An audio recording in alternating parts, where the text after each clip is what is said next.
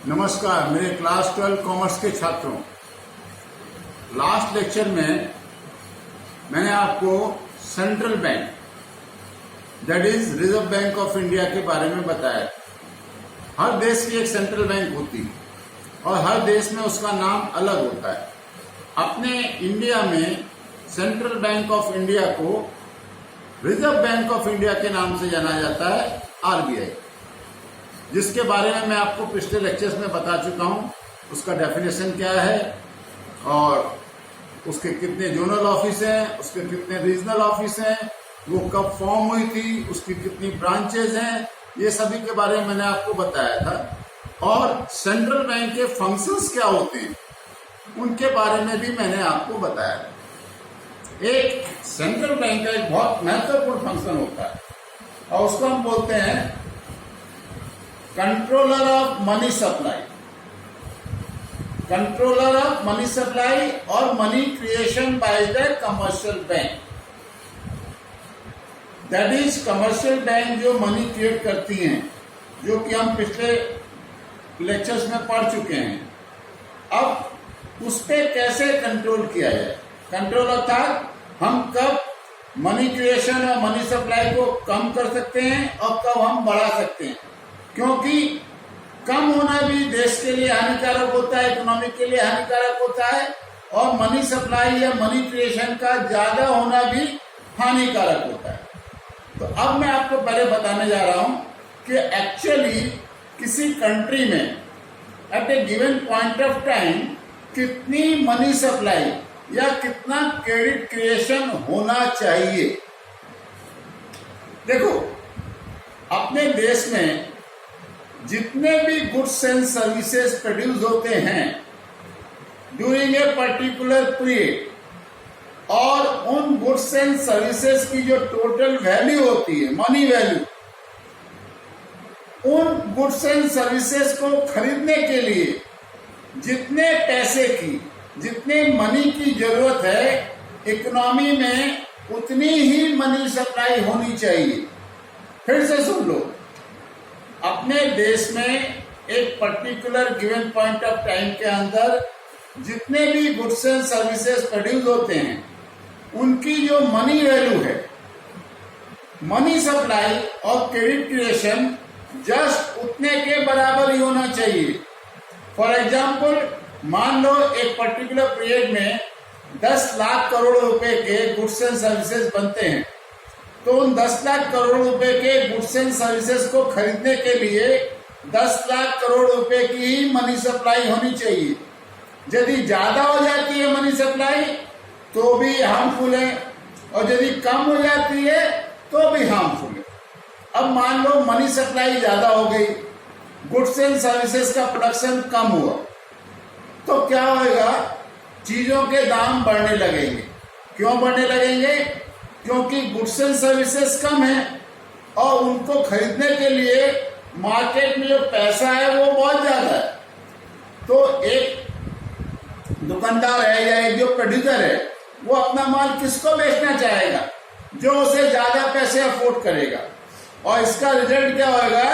Goods and services के दाम बढ़ने लगेंगे और इन्फ्लेशन आ जाएगा। इन्फ्लेशन एक सिचुएशन होती है जहां पे गुड्स एंड सर्विसेज के दाम कंटिन्यूसली और परसिस्टेंटली बढ़ते जाते हैं, और ये inflation from the point of view of consumer हानिकारक होता है।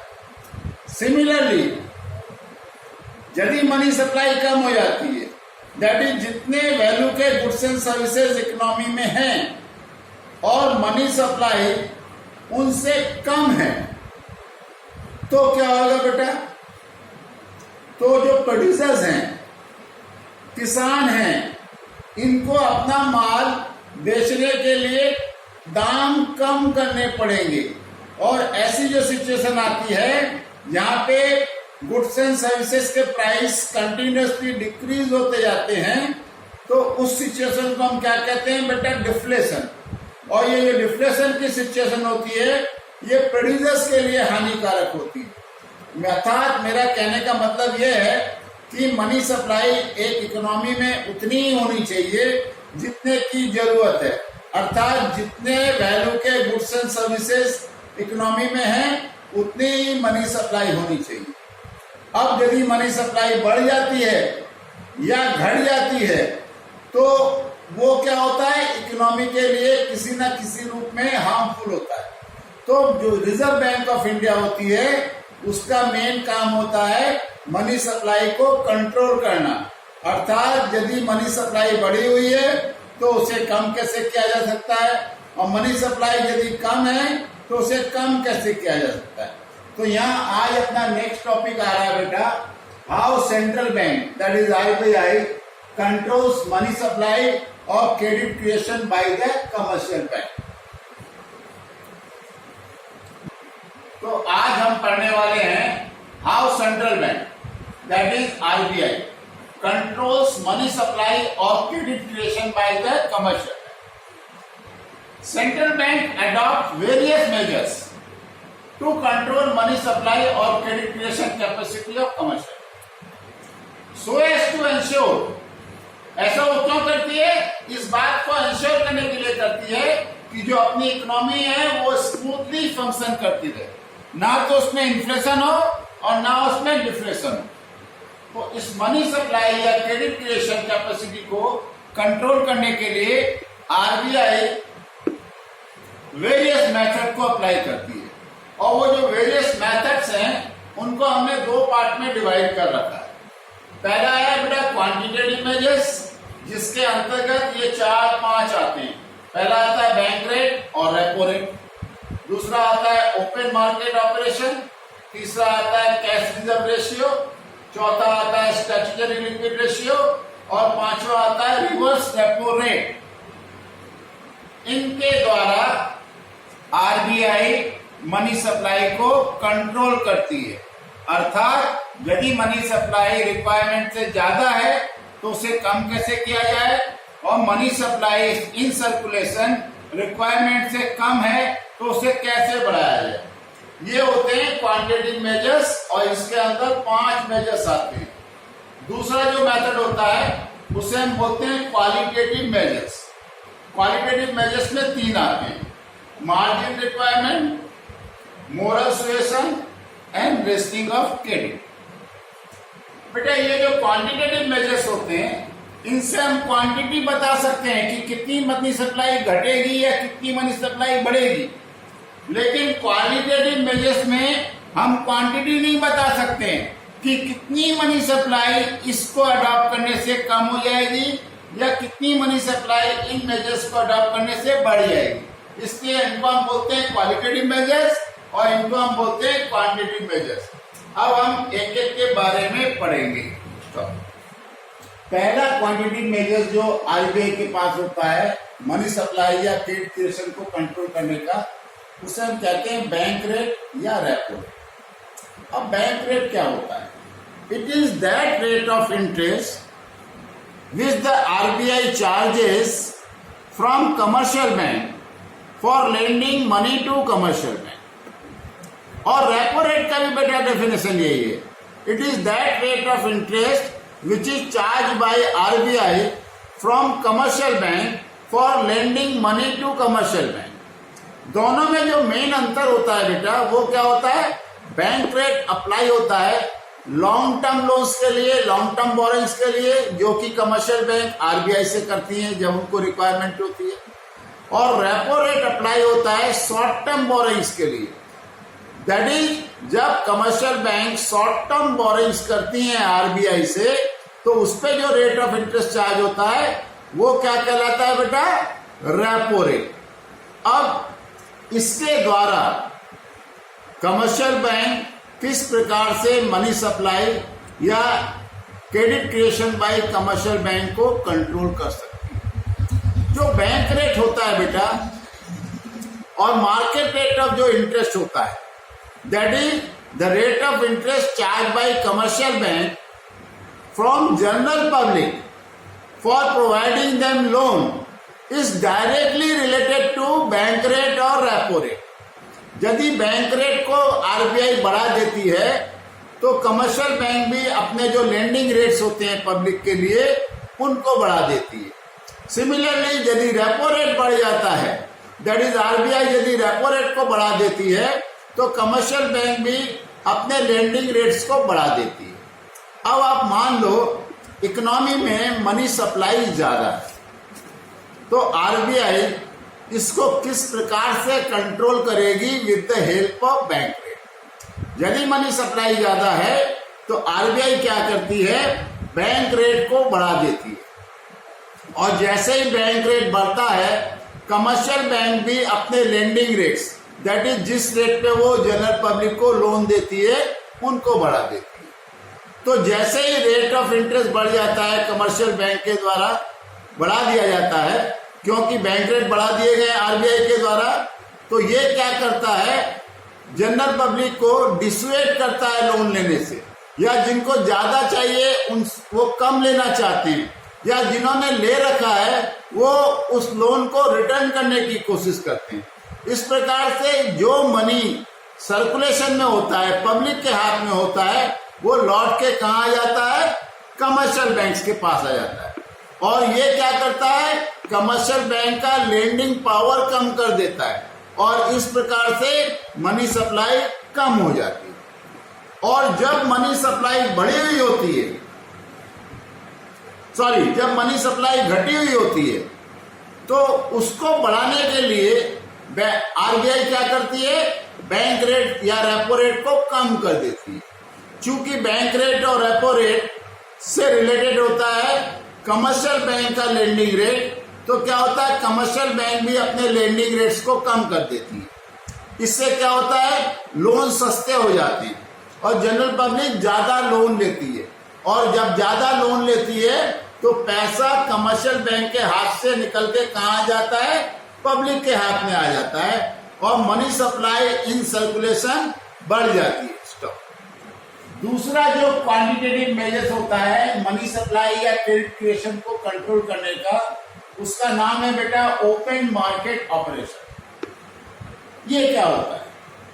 इसमें central bank on behalf of government की सिक्योरिटीज को सेल करती है या रीपरचेस करती है। गवर्नमेंट की सिक्योरिटीज को सेल करती है या रीपरचेस करती है। अब इसके द्वारा आरबीआई किस प्रकार से क्रेडिट को या मनी सप्लाई को कंट्रोल कर सकती है?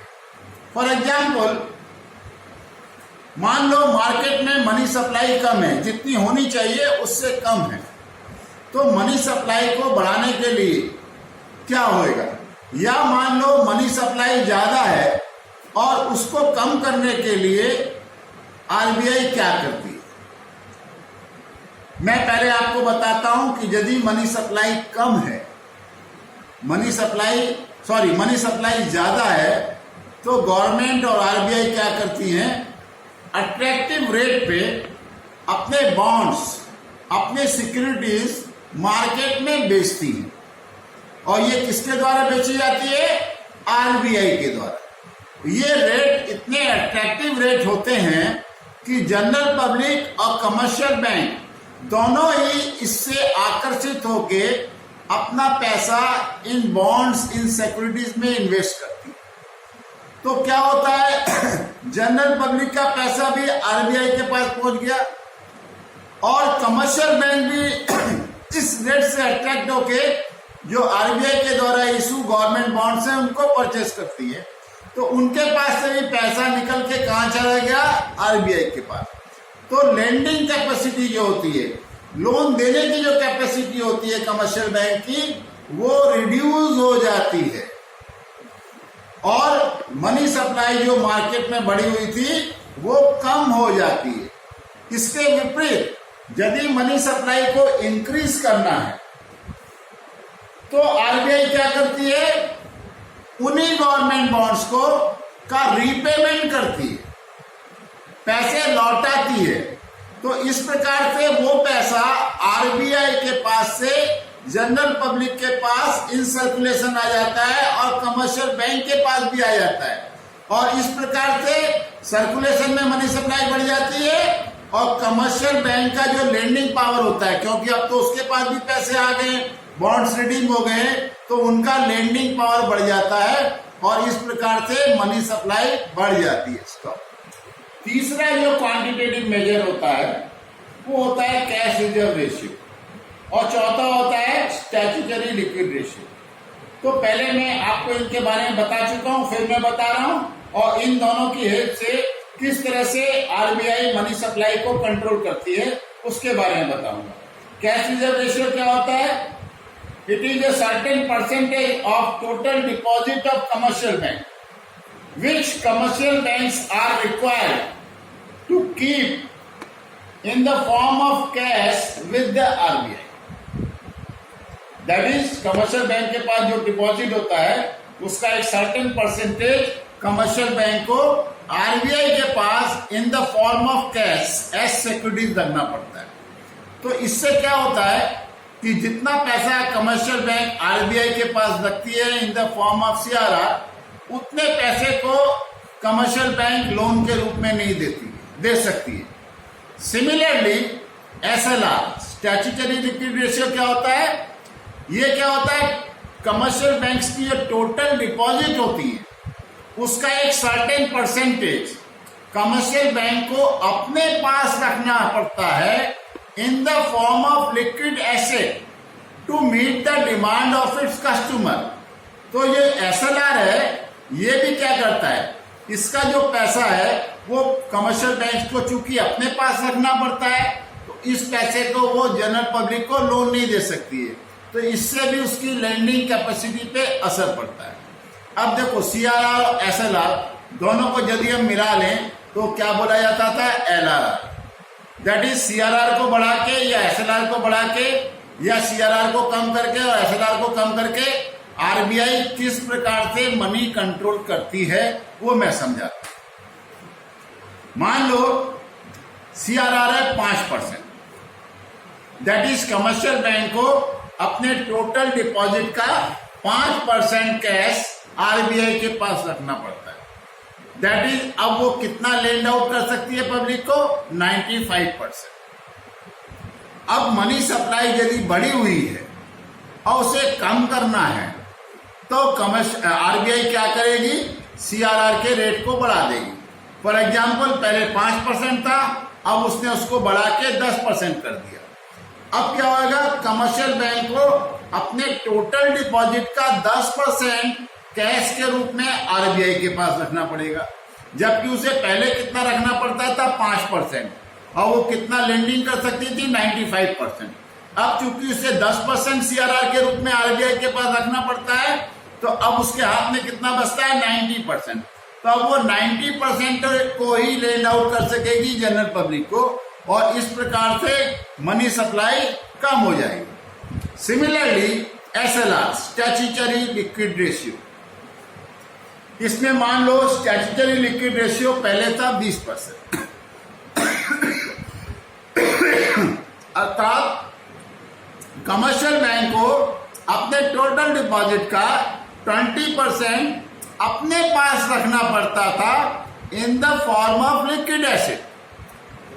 तो वो फिर अब कितना लेंड आउट कर सकती थी? ओनली 80%। अब मनी सप्लाई यदि बढ़ी हुई है तो आरबीआई क्या करेगी? एसएलआर के रेट को बढ़ा देगी, that is statutory liquid ratio के रेट को बढ़ा देगी। उससे बढ़ा के उसने कर दिया 30%। तो अब कमर्शियल बैंक को अपने पास अपने टोटल डिपॉजिट का 30% रखना पड़ेगा, जबकि पहले 20% रखना पड़ता था। अब ज्यादा रखना पड़ेगा तो उतना पैसा वो कम लेंड आउट कर सकेगी, कम लोन के रूप में दे सकेगी, और ये किस चीज में हेल्प करेगा? मनी सप्लाई को कम करने में। और इसके विपरीत जब मनी सप्लाई कम होती है तो आरबीआई क्या करती है? सीआरआर को रिड्यूस कर देती है, एसएलआर को रिड्यूस कर देती है। नतीजा ये होता है कि कमर्शियल बैंक को आरबीआई के पास सीआरआर के रूप में कम पैसा रखना पड़ता है, उसके पास लेंडिंग के लिए ज्यादा पैसा रह जाता है।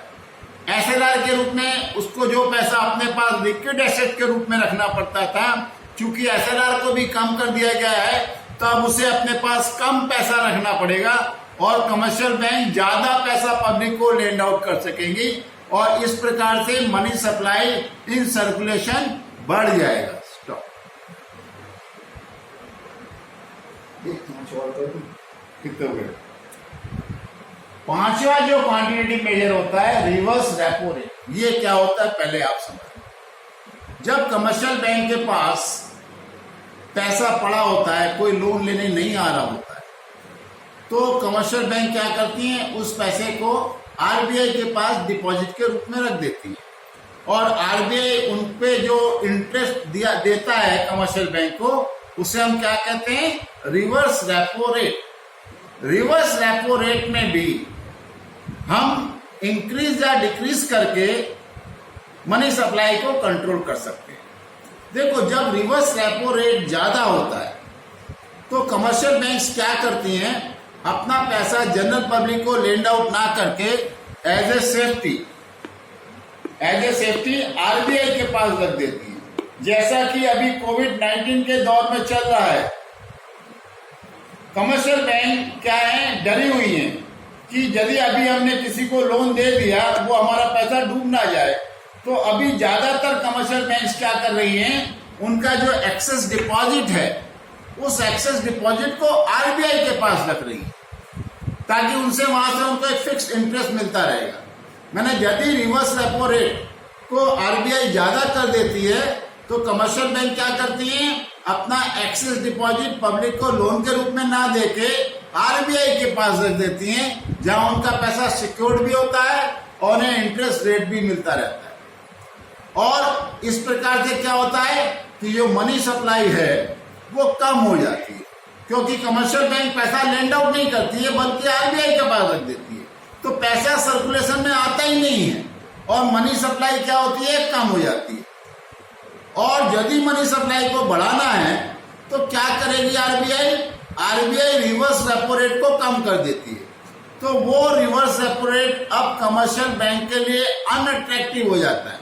अब वो कमर्शियल बैंक अपना एक्सेस डिपॉजिट आरबीआई के पास रखने के बजाय लोन के रूप में देती है, और ये क्या करता है, इन सर्कुलेशन मनी सप्लाई को बढ़ा देता है। इसका दूसरा जो मेथड होता है आरबीआई का मनी सप्लाई और credit creation capacity of commercial bank को कंट्रोल करने का, उसको हम बोलते हैं क्वालिटेटिव मेजर्स। इसके अंदर बेटा 3 पॉइंट्स आते हैं।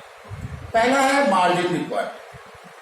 तो मार्जिन रिक्वायरमेंट क्या होता है, ये मैं पहले आपको समझाता हूं। और मार्जिन रिक्वायरमेंट को इंक्रीज और डिक्रीज करके आरबीआई किस प्रकार से इकोनॉमी में मनी सप्लाई को कंट्रोल कर सकती है, वो मैं आपको बताऊंगा। देखो, जब कभी हम कमर्शियल बैंक के पास लोन लेने जाते हैं, तो कमर्शियल बैंक हमेशा हमसे कुछ गिरवी रखवाती है उस लोन के अगेंस्ट में, जिसे हम कहते हैं कोलैटरल सिक्योरिटी। और हम जितने रुपए का कोलैटरल सिक्योरिटी कमर्शियल बैंक के पास रखते हैं, कमर्शियल बैंक हमें उतना लोन नहीं देती है, एक सर्टेन परसेंटेज काट के देती है। फॉर एग्जाम्पल, मान लो मार्जिन रिक्वायरमेंट है 20% और मुझे लोन चाहिए। मैं अपनी 1 करोड़ रुपए की संपत्ति, मकान हो, मॉल हो या और कोई एसेट हो, कमर्शियल बैंक के पास गिरवी रखता हूं। मैंने कितना गिरवी रखा, 1 करोड़ का। मार्जिन रिक्वायरमेंट कितना है बेटा, 20%। तो कमर्शियल बैंक उस 1 करोड़ के कोलैटरल सिक्योरिटी पे मुझे उसका 20% काट के, दैट इज 20 लाख काट के 80 लाख का लोन दे। अब आ जाओ कि मार्जिन रिक्वायरमेंट को अप एंड डाउन करके आरबीआई किस प्रकार से मनी सप्लाई क्रेडिट क्रिएशन को कंट्रोल कर सकती है। मान लो इकोनॉमी में मनी सप्लाई कम है और मनी सप्लाई को बढ़ाना है, तो आरबीआई क्या करेगी, जो मार्जिन रिक्वायरमेंट है उसे कम कर दे। अब मार्जिन रिक्वायरमेंट कम करने का मतलब क्या होगा, मैं जितनी कोलैटरल सिक्योरिटी रखूंगा उसका कम पैसा काट के ज्यादा पैसा मुझे कमर्शियल बैंक लोन के रूप में देगा। फॉर एग्जाम्पल, मान लो मार्जिन रिक्वायरमेंट 10%, पहले 20 था, अब उसने घटा के 10 कर दिया। तो पहले कमर्शियल बैंक 1 लाख की सिक्योरिटी पे 20% काट के 80 लाख लोन के रूप में जनरल पब्लिक को देती थी। चूंकि अब मार्जिन रिक्वायरमेंट को घटा के 10% कर दिया गया है, तो अब कमर्शियल बैंक उस कोलेटरल सिक्योरिटी का जो कि 1 करोड़ रुपए की है उसका 10% दैट इज 10 लाख रुपया काट के 90 लाख रुपए का मुझे लोन देगी। तो 10 लाख रुपए से मनी सप्लाई इंक्रीज हो जाएगी। और मान लो मनी सप्लाई इंक्रीज है और आरबीआई को उसे कम करना है। आरबीआई मार्केट में मनी सप्लाई ज्यादा है, तो आरबीआई उसे कम करने के लिए क्या करेगी, मार्जिन रिक्वायरमेंट को बढ़ा देगी। फॉर एग्जाम्पल पहले मार्जिन रिक्वायरमेंट था 20%, अब उसने बढ़ा के उसे कर दिया 30%। तो यदि आम पब्लिक, यदि कमर्शियल बैंक के पास 1 करोड़ की कोई कोलेटरल सिक्योरिटी रखती है, तो उस 1 करोड़ का 30% दैट इज 30 लाख काट के ओनली 70 लाख रुपए का लोन देगी। और इस प्रकार से जो मनी सप्लाई है इन सर्कुलेशन वो कम हो जाएगी। स्टॉप। क्वांटिटेटिव मेजर्स का बेटा दूसरा पॉइंट है मोरल सुएशन। मोरल सुएशन मतलब क्या होता है, it is a policy of persuasion and pressure. जैसा कि मैंने आपको बताया है कि जितनी भी कमर्शियल बैंक होती हैं उन सबका सुपरवाइजर कौन होता है, उन सबको सुपरवाइज कौन करता है, उन सबका हेड कौन होता है, आरबीआई। तो कभी कभी मनी सप्लाई यदि मार्केट में बढ़ी हुई है या कम है, तो उसको ज्यादा या कम करने के लिए आरबीआई कमर्शियल बैंक को ओरली डायरेक्शन देती है। अब चूंकि कमर्शियल बैंक की हेड कौन है, आरबीआई, तो सभी कमर्शियल बैंक को उसके डायरेक्शन को मोर और लेस मानना ही पड़ता है। That is persuasion. पहले वो कमर्शियल बैंक को समझाती हैं कि देखो परिस्थितियां ऐसी हैं, हमें मनी सप्लाई को कम करना है, तो आप ये स्टेप उठाइए, या मनी सप्लाई कम है उसे बढ़ाना है तो आप ये स्टेप उठाइए। और जितनी भी कमर्शियल बैंक हैं वो सभी कमर्शियल आरबीआई के जो डायरेक्शन को लगभग मान लेती है। ये तो हो गया परसुएशन, समझाने से। अब मान लो कोई कमर्शियल बैंक आरबीआई की बात नहीं मानती है, उसके डायरेक्शन को फॉलो नहीं करती है, तो चूंकि आरबीआई उनकी गवर्निंग बॉडी है, सुपरवाइजरी रोल में रहती है, तो आरबीआई उनके लाइसेंस को कैंसिल भी कर सकती है। माने अब वो कमर्शियल बैंक रहेंगी नहीं। तो इस डर से कमर्शियल बैंक जो ओवरऑल डायरेक्टिव दिए जाते हैं आरबीआई के द्वारा इकोनॉमी में मनी सप्लाई कंट्रोल करने के लिए, उसे ज्यादातर कमर्शियल बैंक मान लेती हैं और उसी प्रकार से काम करती हैं। स्टॉप। तीसरा पॉइंट जो है क्वालिटेटिव मेजर्स में, रैशनिंग ऑफ क्रेडिट। कभी कभी क्या होता है कि गवर्नमेंट को ऐसा लगता है कि किसी पर्टिकुलर सेक्टर के पास पैसा कम है और इसलिए वो आगे नहीं बढ़ पा रहे, और किसी पर्टिकुलर सेक्टर के पास पैसा बहुत ज्यादा है जबकि उतना उसके पास होना नहीं चाहिए। तो फिर वो कमर्शियल बैंक को रैशनिंग ऑफ क्रेडिट का डायरेक्शन देती है। फॉर एग्जाम्पल जैसे मनी सप्लाई बढ़ी हुई है, तो वो कमर्शियल बैंक को बोलेंगी कि भाई देखो, जो लोग आपसे स्पेकुलेटिव पर्पस के लिए लोन लेने आते हैं, दैट इज वो पैसा सिक्योरिटीज में लगाते हैं, इन्वेस्ट करते हैं, और फिर जब उनके दाम बढ़ जाते हैं तो बेच देते हैं और प्रॉफिट कमाते हैं। ये स्पेकुलेटिव एक्टिविटीज के लिए आप पैसा ज्यादा मत दो, कम दो, उनकी लिमिट इतनी बांध दो। तो क्या होगा, इससे वो मनी सप्लाई कम हो जाएगी। और जैसे मान लो किसी सेक्टर के पास मनी सप्लाई कम है, उसे ज्यादा पहुंचानी है, फॉर एग्जाम्पल फार्मर्स, एग्रीकल्चरिस्ट, इनको ज्यादा पैसा देना है, तो वो आरबीआई कमर्शियल बैंक को डायरेक्ट करती हैं कि भाई इन सेक्टर्स को आप लूजली और खूब ज्यादा पैसा दो ताकि ये अपनी रिक्वायरमेंट को पूरी कर सकें और आगे बढ़ सकें। तो ये था प्रोसेस ऑफ क्रेडिट कंट्रोल और control of money supply by RBI. और इस प्रकार से आपका ये सेंट्रल बैंक है, ये भी आज समाप्त हो गया। माने अब आपकी यूनिट 2 के दोनों चैप्टर, मनी वो समाप्त हो गया, बैंकिंग जिसको मैंने 2 पार्ट में डिवाइड किया था, commercial bank and central bank, दोनों के दोनों समाप्त हो गए।